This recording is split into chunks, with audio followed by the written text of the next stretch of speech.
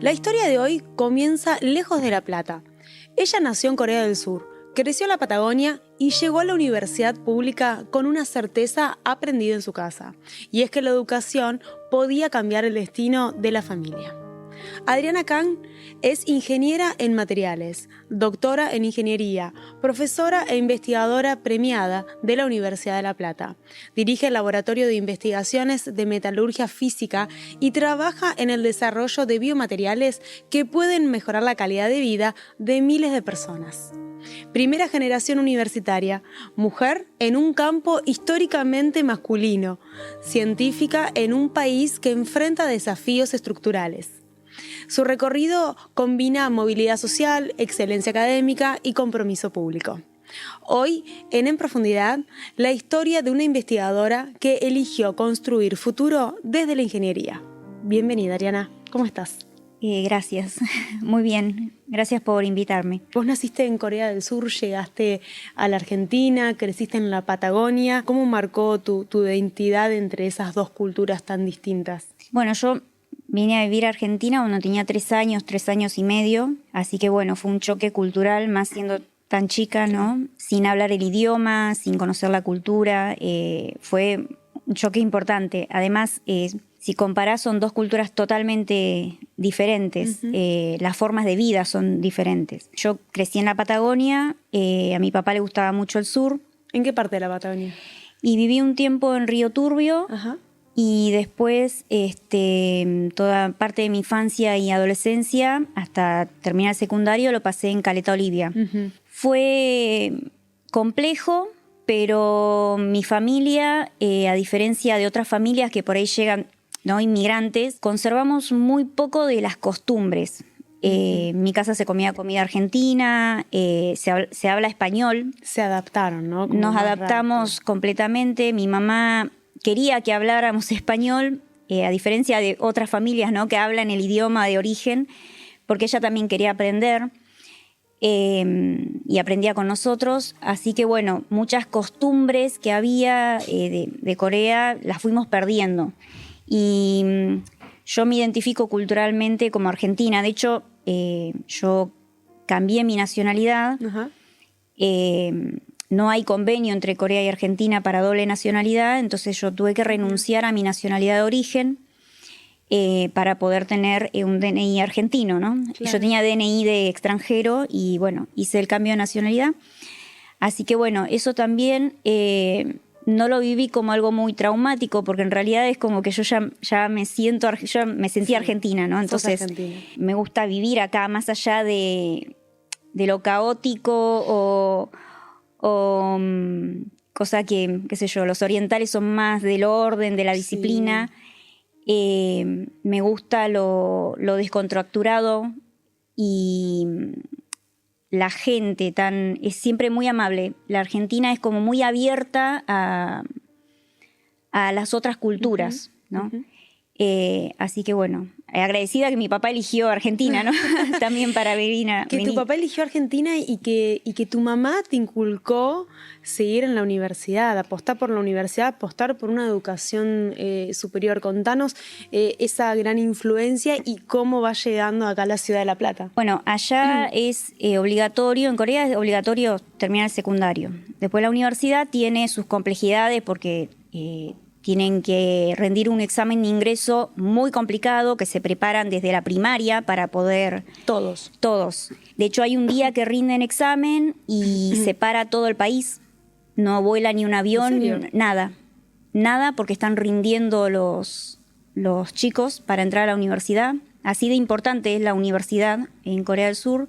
Y dependiendo de la nota que sacás, es a qué universidad podés entrar. Si sacas más nota, entras a mejores universidades, eso te da, te abre las puertas para mejores trabajos, bueno, en mejores empresas. O determinadas carreras, O ¿no? determinadas carreras. También, de muy chico, es algo que como que te van llevando, si sos muy bueno en matemática, es para ese lado. No tenés mucha posibilidad de elección. Y algo que me gusta mucho acá es que vos, no importa la edad que tengas, podés elegir, ¿no? La vocación o qué seguir, qué hacer, qué estudiar. fue como un mandato en mi casa, ¿no? Porque mi mamá era como, hay que estudiar, la única forma del ascenso social es el estudio, es la carrera en la universidad. Así que bueno, ella, ya medio que nos iba llevando hacia lo tecnológico. Somos 5, yo soy la mayor, yo estudio ingeniería, tengo una hermana que estudió medicina, farmacéutica, licenciado en física. Todos. Y la más chica, ingeniera industrial. Y los 4 mayores nos recibimos acá, en la Universidad de La Plata. Era un mandato en mi casa, más siendo la primera generación de universitarios, había que estudiar. No había otra, no había posibilidad de irse a trabajar era como un mandato de la familia, ¿no? ¿Cómo te cambió la vida siendo tan chica? Porque viniste a los 18 años y encima era la más grande de todos los hermanos. Era como el pollito ahí experimental. Sí. Adriana, esto también para dar a conocer que vienen acá a La Plata, que es una ciudad universitaria, vienen miles de chicos del interior y que dejan a sus familias a kilómetros de distancia. Entonces, también valorar esas historias de vida, lo complejo que es dejar a tu familia a los 18 años en una ciudad por ahí desconocida, y en tu caso también en la universidad y primera generación. Yo creo que hay una frase que mi mamá siempre decía y era que en Argentina a la universidad se puede acceder. Si tenés ganas de estudiar, podés ir. Eso es algo que no importa la distancia. Pero bueno, ella como tiene la mentalidad coreana, nos decía, bueno, tienen que ir al top 3 de la Argentina y bueno, no había otra opción que era la UBA, Córdoba o La Plata. No había otra opción.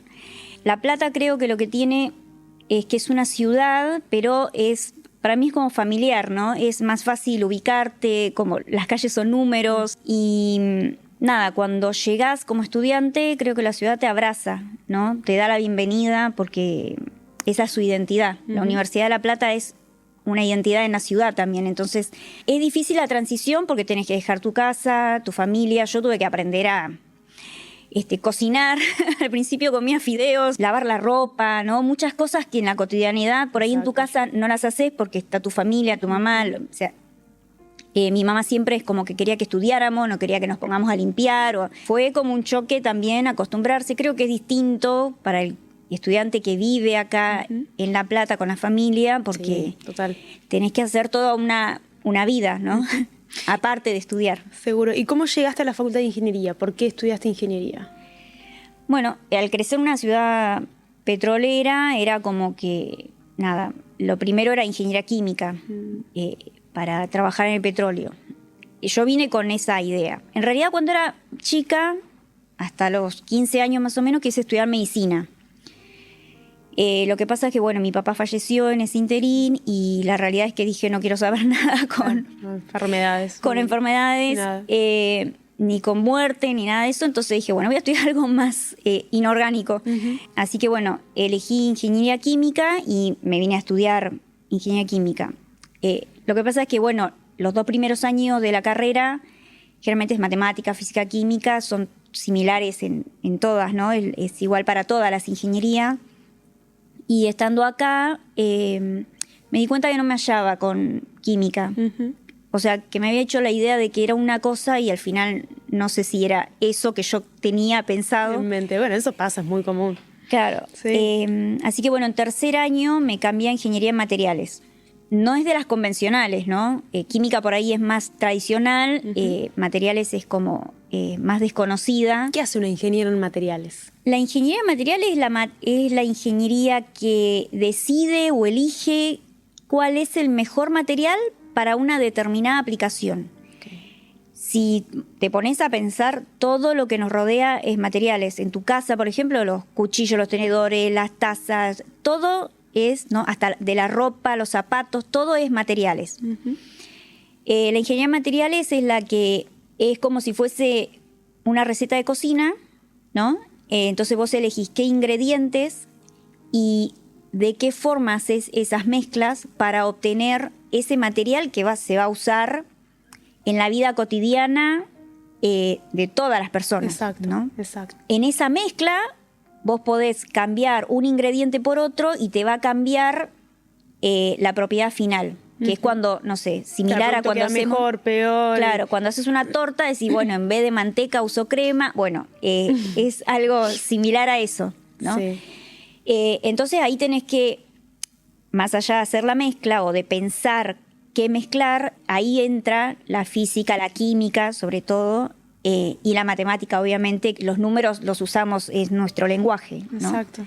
Así que bueno, por eso la importancia de estudiar, que generalmente a los chicos les cuesta mucho la primera parte Bueno, de la podemos carrera. desmitificar un poco el temor, el cuco a las matemáticas y que muchos tal vez esquivan las ingenierías por eso, porque la facultad está preparada para recibir a todos los chicos del secundario y que ese traspaso de secundario a universidad sea un poco más amigable, ¿no? Y aprender a la matemática desde otro costado también. Digamos, las ciencias básicas están armadas para que vos las puedas transitar lo mejor posible, eso Claro. es espectacular. No es un filtro, te da la posibilidad de estudiar. Esto es súper importante, creo que lo dice todo el mundo, y es estudiar con otras personas. Claro. Estudiar solo es muy difícil, entonces estudiar con otras personas es algo que creo que la Facultad de Ingeniería tiene eso que es muy familiar, que las autoridades están ahí para ayudarte. Yo, de hecho, cuando me cambié de carrera, de química a materiales, tuve que hacer un montón de equivalencias, de materias que me habían faltado, porque encima era de un plan de un año a otro plan, o sea, tuve un quilombo importante. Sí. Y yo me acuerdo que la directora de básica, de ciencias básicas en ese momento, estaba pendiente y me decía, bueno, tenés que ir a esta clase. Era como re personalizado. Eso te facilita un montón la estadía, porque no es solamente ir a anotarte. La decisión de anotarte es súper importante, pero después es estar ahí, ¿no? La permanencia. Sí, exacto. es habitar el lugar. Desde la oficina de alumnos, que vos vas a preguntar, hasta, no sé, los de la Guardia Edilicia, la gente de la Guardia Edilicia que te dice dónde están. Porque viste que nosotros tenemos todos edificios. Sí, entonces... sí, están divididos. Adriana, y siguiendo con el estudio de los materiales, trabajás con biomateriales. Sí. Contanos qué es un biomaterial aplicado en este caso en la ingeniería. Bueno, yo que te comenté recién que quería estudiar medicina hasta los 15 años, fue como esta es una manera de acercarme a la medicina, porque los biomateriales son materiales que van implantados adentro del cuerpo, o sea, se colocan adentro del cuerpo para suplir alguna función que el cuerpo ya no puede ejercer, ¿no?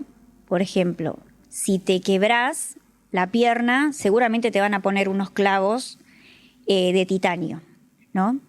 Clavos. ¿Por qué titanio? ¿Qué propiedades tiene el titanio que...? El titanio es un metal que es, o sea, en términos es bioinerte. Eso bioinerte significa que cuando lo implantás, el cuerpo no genera rechazo hacia ese material, porque los biomateriales tienen que cumplir con determinadas condiciones, porque el cuerpo es un ambiente que no es fácil. Sí. Hay movimiento, hay células, hay fluidos. Entonces, tiene que ser un material que se banque todo eso. Y que además no nos genere infecciones o inflamaciones, ¿no? Claro, todo eso surge desde un laboratorio. Claro. O sea, todo eso que nosotros por ahí tenemos o nos rompemos un hueso, tenemos un familiar que tiene que cambiar una cadera y demás, que vamos a consultar al médico, bueno, todo eso surge en la universidad, ¿no? Sí. Surge en un laboratorio como en el que estás dirigiendo vos en este caso. Sí. Entonces, ¿cómo continúa? ¿Van viendo y estudiando los distintos materiales, cómo se adaptan en el cuerpo, cuáles son los mejores? Digamos, lo tradicional es el titanio. En una de las líneas que estamos trabajando es con uno de los chicos que está haciendo la tesis doctoral en ese tema, es implantes de cadera, prótesis de cadera a partir de manufactura aditiva, que es la impresión 3D, que todo es súper conocido hoy, ¿no? La impresión 3D de plástico, solamente que acá hace impresión 3D de metales. Entonces, eso no lo había escuchado, impresión 3D de metales. Claro, entonces lo que se hace es a partir de un diseño en computadora, se lo coloca en una máquina y la máquina imprime esa prótesis que va a ir diseñado a medida del paciente. O sea que es personalizada. Es personalizado, sí. Porque Hoy la medicina está yendo hacia eso, ¿no? A la medicina personalizada. No es lo mismo una persona que mide 1,80 m que una persona como yo que mide 1,50 m. Se puede imprimir el implante de acuerdo a esa afección o la parte que justo vos te haces una tomografía y con esa tomografía podés imprimir esa parte a esa medida, ¿no? Bien. Eso es lo que tiene la impresión 3D. Bien. Y a su vez, a esos implantes se les pueden hacer, del titanio, se puede hacer tratamientos en la superficie para ayudar a que las células del cuerpo generen tejido un poco más rápido de lo que lo haría normalmente, naturalmente. Claro. ¿No? A ver, uno cuando afronta una operación de cadera, la recuperación lleva un tiempo. Claro, un tiempo, sí. Obviamente te abren, o sea, el cuerpo se tiene que adaptar a este nuevo instrumento que tiene, se tiene que regenerar el músculo, se tiene que ir acomodando todas las partes. Esto que vos me decías que se puede hacer un tratamiento en la cubierta, explícame un poquito más en qué consiste eso, para que se regenere más rápido, digamos, la persona. Claro, sí, el material puede no ser macizo, puede tener porosidad. Entonces, en esa porosidad permitís que el hueso se vaya como para adentro y se ancle bien, ¿no? Porque lo que no queremos es que el implante se afloje, claro, que es algo que puede pasar. Y ahí hay que volver a operar. Claro, porque es otra operación más. Y se puede infectar, además. Se puede infectar, entonces, y eso provoca rechazo. Es dolor para el paciente y también es más gasto, ¿no? De recurso económico. Después, si no, se pueden hacer tratamientos químicos en la superficie para generar determinados átomos que queden ahí, de forma tal que esos átomos ayuden a las células a que lo reconozcan y digan, me quiero ir ahí porque me gusta. Sí, seamos amigos. Claro. Así que van más rápidos para ahí. Bien.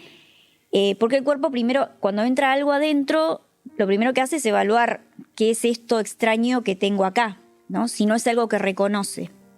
Entonces, para que lo pueda reconocer y lo pueda ver como propio, bueno, se pueden hacer esos tratamientos en superficie para que el proceso tenga una mayor tasa de éxito. ¿Estos implantes que ustedes están en qué instancia con la impresión 3D personalizada?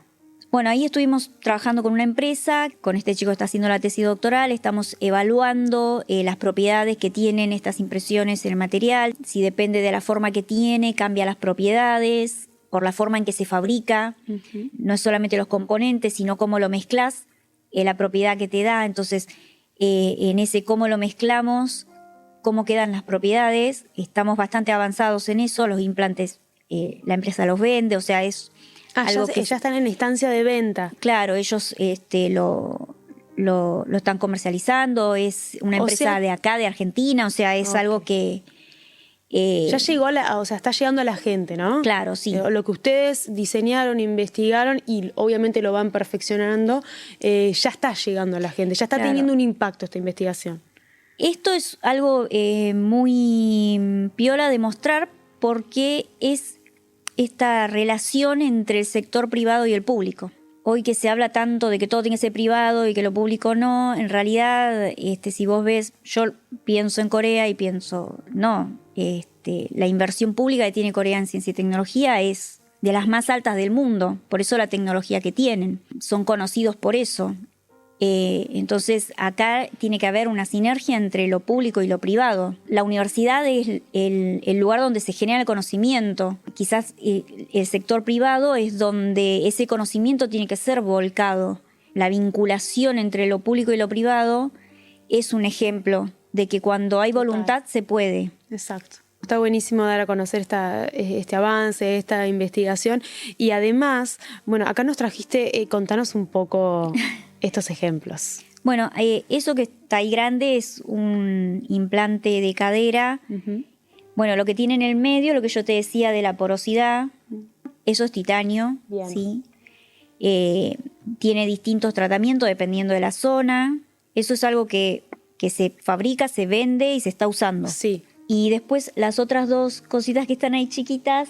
A ver, vamos a mostrarlas, si podemos. Eso es un implante dental. Ah, mira, yo justo necesito. Estaría necesitando uno de estos.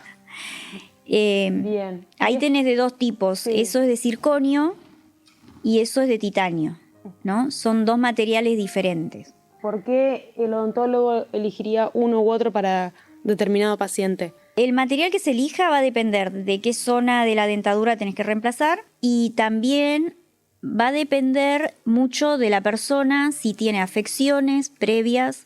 Yo creo que con el COVID todo el mundo entendió lo que son las enfermedades de base. O sea, si tenés diabetes, si fumás, si tenés un problema de osteoporosis, Claro. las mujeres que están en la menopausia o ya pasaron la menopausia, la calidad del hueso es distinta. También depende, lo aprendí mucho porque trabajamos muy interdisciplinariamente, ¿no? De la gente de odontología, de los odontólogos, que depende mucho de cómo te alimentaste de chico, ¿no? O cómo te alimentás también en tu vida cotidiana, es la calidad de la dentadura que tenés. Exacto. Entonces, y eso va a determinar que el día de mañana, si necesitas algún implante, va a tener que ser de un material o de otro. Sí. Bien. Y también a los implantes dentales se le pueden hacer tratamientos superficiales, que eso es lo que estamos trabajando con la Facultad de Odontología en un convenio. Lo estamos trabajando con la doctora Karina Mayocchi, que es la directora del laboratorio en odontología, y ahí es otro ejemplo de la interdisciplinariedad. Sí, qué ¿no? importante eso, ¿no? Cómo desde una facultad se relacionan con otra facultad entre distintos laboratorios y también a nivel con otras universidades, nivel nación y nivel internacional. Contanos un poco esas relaciones, esas sinergias que se realizan. Es complicado. Somos de dos disciplinas distintas, hablamos lenguajes diferentes. Entonces hay que acostumbrarse al lenguaje del otro, ¿no? del otro idioma. Nosotros desde la ingeniería tenemos que poder escuchar a la otra profesión, a la otra disciplina, que es quien tiene la necesidad de ese material. Entonces nosotros tenemos que adaptar a lo que necesitan, y es adaptar esos ingredientes y cómo se mezclan a esa necesidad, ¿no? Entonces, desde odontología nos dicen, bueno, es una persona que tuvo cáncer o tuvo un tratamiento de quimioterapia. No es lo mismo un implante para ese tipo de persona que para una persona joven, que está sana, que no tiene problemas. Claro. Una persona joven que está sana, que no tiene ningún problema de base, cualquier implante que le pongas va a agarrar. Andar bien. Pero si es una persona que fuma, que tiene diabetes, que tiene problemas metabólicos o enfermedades autoinmunes, bueno, ahí ya la cuestión es distinta, ¿no? Y ustedes lo van generando, van probando y van sacando implantes con el material apropiado. Claro.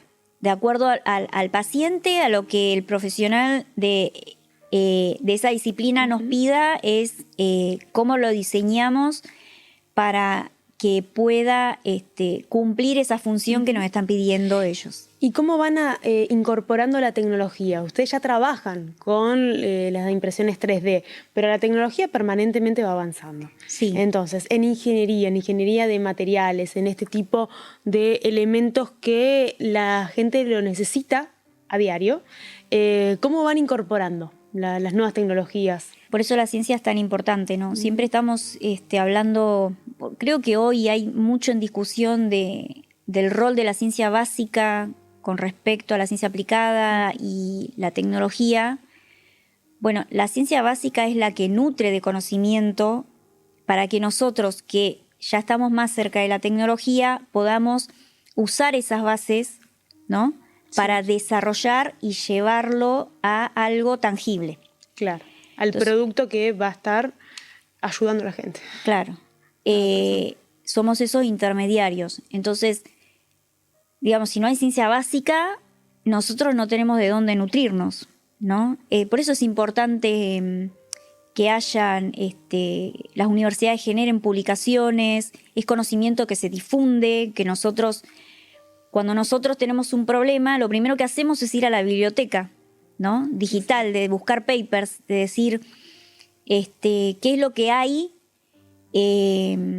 lo que se investigó y que con determinadas propiedades llegaron a un resultado y nosotros cómo usamos eso para llevarlo a un producto que pueda ser utilizado. Claro.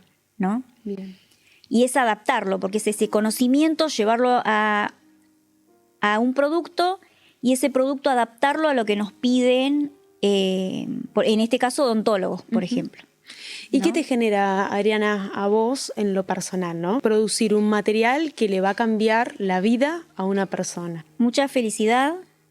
Felicidad porque sabés que estás haciendo algo que sirve, que formás parte de una institución que impacta en la vida de un montón de gente, que por ahí la gente no lo sabe, está bueno difundir lo que se hace, pero mucho de lo que nosotros hacemos impacta, ¿no? De hecho, la Facultad de Ingeniería sale en los medios siempre porque además de nosotros que trabajamos con material, están los satélites, después la ingeniería nuclear en Argentina es súper importante. Digamos, hay lugares donde, más allá de las carencias económicas que en algunas épocas podamos llegar a tener, tenemos esa cosa que nos reinventamos y... La resiliencia, ¿no? Claro. Y hacemos un montón de cosas con muy poco. Ingenio. Claro, Total. mucho ingenio. Mi mamá me decía una frase, me acuerdo que me decía que los argentinos son muy inteligentes porque teniendo tan poco pueden hacer tantas cosas, ¿no? No es lo mismo en otros países que por ahí tienen más recursos y o lo tiran, o nosotros nos rebuscamos a donde sea de adaptar para poder, con poco poder hacerlo. Y llegamos al mismo nivel. Sí. Eso está bueno destacarlo, porque también vienen empresas internacionales a buscar nuestros profesionales. Sí, de hecho, nosotros tenemos alumnos que están trabajando en el exterior, que la verdad que cuando nos comentan no tuvieron dificultades, no es que es algo que les pareció muy complicado poder adaptarse a los niveles, no, de hecho... Para él les costó más adaptarse al clima que al tablero, ¿no? Claro, que al conocimiento. No, se van muy bien formados. Bien. Es algo que hay que destacar, y esa formación que nosotros como docentes les podemos dar viene muy nutrido de la investigación que se hace en la universidad. Si un docente no practica su profesión, no investiga, no está a la vanguardia de lo que se está haciendo en el momento, es muy difícil que le puedas transmitir al estudiante eso que para que se puedan formar con excelencia y con calidad, ¿no? Seguro. Así que bueno, desde ese lugar digamos, nuestros estudiantes que están afuera nos están representando súper bien, no es una dificultad.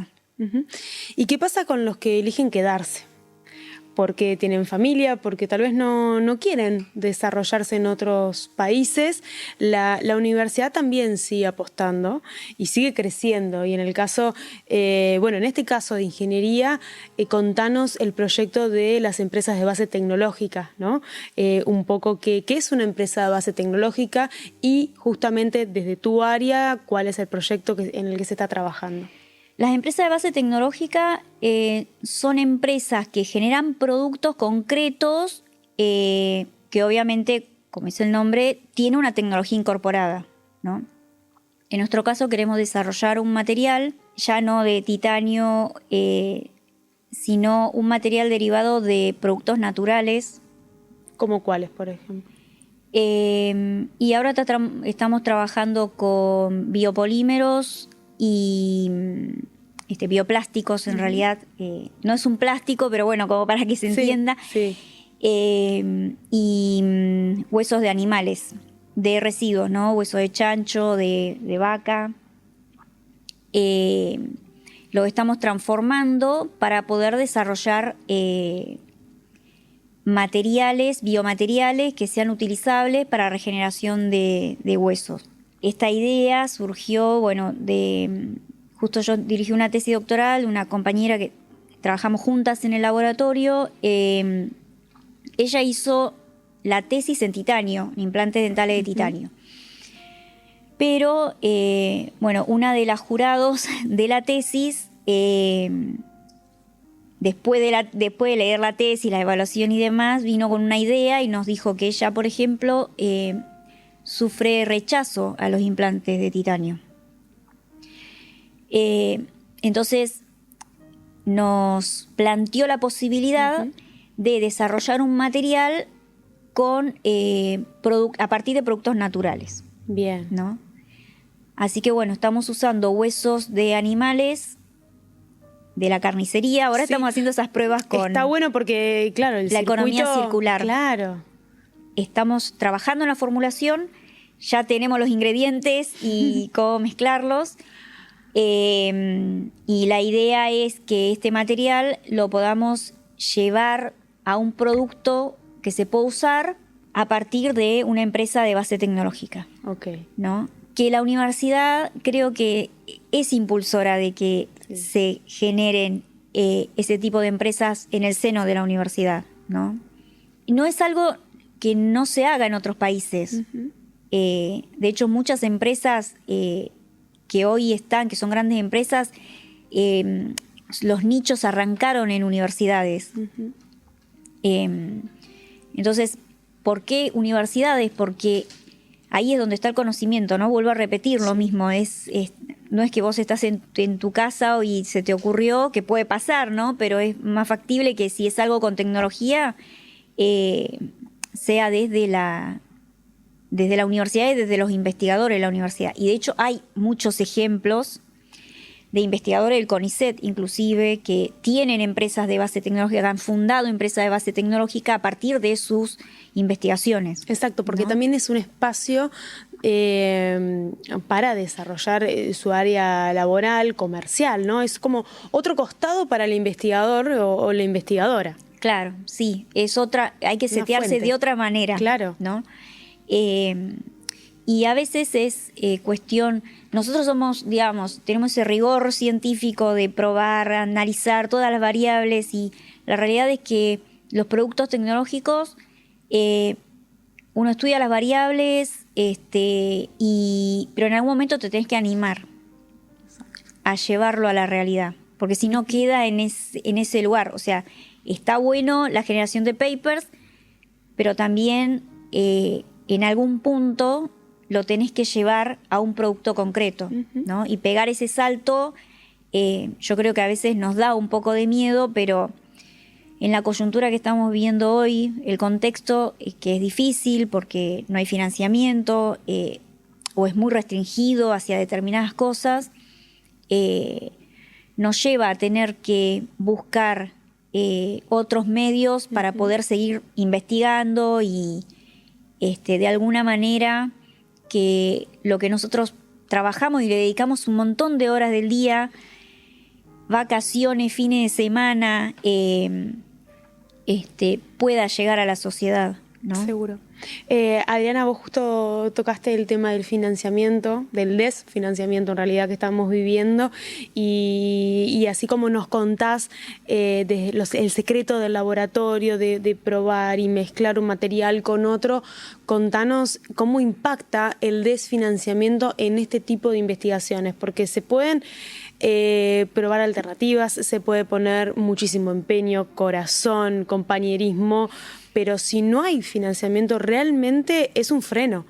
Es un freno que luego para volver a arrancar cuesta muchísimo. En el medio se van un montón de investigadores, en el medio. Pero ¿cómo se hace en la diaria con los que eligen el país y eligen nuestra universidad?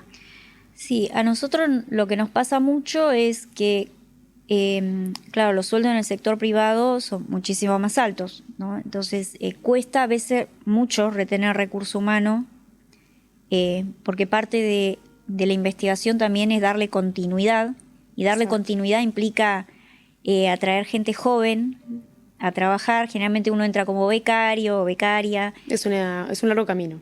Es un largo camino, es un camino de muchos años de formación, y que no tenga financiamiento, los sueldos estén estancados, es desmotivador, ¿no? Y sobre todo, perdona Madalena, pero vos lo mencionaste al inicio del programa, en comparación con tu país de origen, que Corea apuesta y es muy fuerte en su PBI el porcentaje que le dan a la educación. ¿Cómo lo sentís acá? ¿Cómo lo ves? Con el potencial que tiene nuestro país, con el nivel de la educación pública que tiene nuestro país. Me pone muy triste porque, digamos, creo que hay mucha difamación, en realidad, mucha desinformación, como que nosotros hacemos cosas que por ahí no sirven y en realidad impactan un montón en la vida de la gente. Yo, de hecho, tuve el privilegio de trabajar con 2 pedagogas y me pude meter más en el área de sociales también, y está tan denostado hoy las ciencias sociales, pero son tan importantes porque las ciencias sociales te ayudan a establecer políticas públicas, ¿no? De para dónde hay que ir, dónde están las carencias. Me parece que es algo que nos da tristeza por la situación que estamos viviendo. A veces nos sentimos desanimados. Seguro. Pero yo quiero tener un poco de esperanza y pensar que eso es algo que va a pasar. Y que creo que la universidad es una de las pocas cosas que ya está incorporada en la sociedad argentina. Es algo que para mí la gente entiende la importancia de la universidad, que no puede dejar de ser pública. No, lógico, la gente entiende, apoya, pero esto es netamente una decisión de lógica del país, ¿no? Si no se defiende nuestra soberanía de educación, nuestra soberanía en esto, en generar productos que sean argentinos, que sean made in Argentina, si no se le da valor desde un proyecto político, es sumamente complicado. Pero bueno, hay que tener esperanza. Sí, seguir trabajando. Uh-huh. Siempre nos arreglamos de alguna manera para poder seguir haciendo. Esperemos que cambie la situación, ¿no? Pero bueno, es difícil porque para poder hacer necesitas insumos, necesitas, además del recurso, necesitas los insumos para trabajar, y quizás iremos un poquito más lento, pero yo creo que vamos a seguir avanzando igual. Uh-huh. Adriana, si hablamos del rol de la mujer en la ciencia, ¿no? ¿Qué visión tenés? Vos fuiste por un área donde históricamente llena de hombres, las ingenierías, en su momento había un machismo muy fuerte, eso ha ido cambiando. ¿Cómo fue tu experiencia? Hoy dirigís un laboratorio. Cuando yo arranqué, el contraste era importante, ¿no? Porque yo por ahí cursaba, éramos 100 y de 100 éramos 3 chicas nada más cursando. Sí. Era muy raro porque el contraste era muy fuerte. Yo creo que hoy lo que estamos mejor es en tema de números. Hay más mujeres estudiando ingeniería. Hay especialidades que tienen 50 y 50. De hecho, ingeniería de materiales es una de las que tiene 50 y 50. ¿Sí? Muchas chicas eligen ingeniería de materiales, lo cual me pone muy contenta. Pero bueno, a mí, por ejemplo, me faltó referentes femeninas de ingeniería. Yo en materiales no tuve profesoras. Claro. Las profesoras que tuve eran de ingeniería química y una física que fue la que me formó en investigación y quien me inculcó y me dijo, vos tenés que seguir acá, y la realidad es que por ella estoy hoy trabajando en investigación, porque mi idea inicial era irme al sector privado, ¿no? Claro. Es algo que, bueno, todavía es un camino que hay que trabajar. Yo pienso además de números, es qué hacemos las mujeres distinto en ingeniería, ¿no? Y ¿qué a le veces aporta, ¿no? La visión femenina. Entonces, a veces pienso que más que mujeres y varones, pensar en características femeninas y características masculinas. La ingeniería está más relacionada a esas características masculinas, ¿no? A herramientas, a máquinas grandes, Y en realidad la ingeniería también está en esto, ¿no? En materiales, en pequeños, en moléculas, en materiales biocompatibles. Creo que estamos avanzando, pero también, bueno, hay que pensar en qué pasa en la pirámide, ¿no? Es en cuántas mujeres están llegan a cargos. Claro. Gestionan, toman decisiones, ¿no? Eso creo que ahí todavía falta mucho. O sea, falta el número también, es como equiparar, pero Seguro. también es cuántas llegan a esos roles de decisión, todavía falta. Seguro. Adriana, recibiste un premio a la labor científica el año pasado. ¿Qué te genera eso? Muchísimo orgullo. Creo que hay un montón de gente que, mujeres que también eran merecedoras de ese premio. Agradecidísima con la institución, con la facultad. La Facultad de Ingeniería es mi casa. Una de las razones por la que me quedé, además de la investigación, es porque me siento re cómoda ahí. Me parece que es un espacio que siempre me abrazó, me hizo sentir parte. Entonces, nada, es un orgullo, un honor que me hayan elegido. Cuando me lo dijeron, me sentí muy feliz. La verdad que no me lo esperaba. Pero bueno. Y si tuvieses que hablar con aquella Adriana chiquita que todavía estaba en la Patagonia, ¿qué le dirías hoy en día? Que no se equivocó, que eligió lo que... más allá de que el camino iba para un lado y después para el otro, que las elecciones fueron buenas. La verdad que no me arrepiento del camino que tomé. Creo que el trayecto y el trabajo en la universidad formaron mi carácter incluso, mi forma de pensar,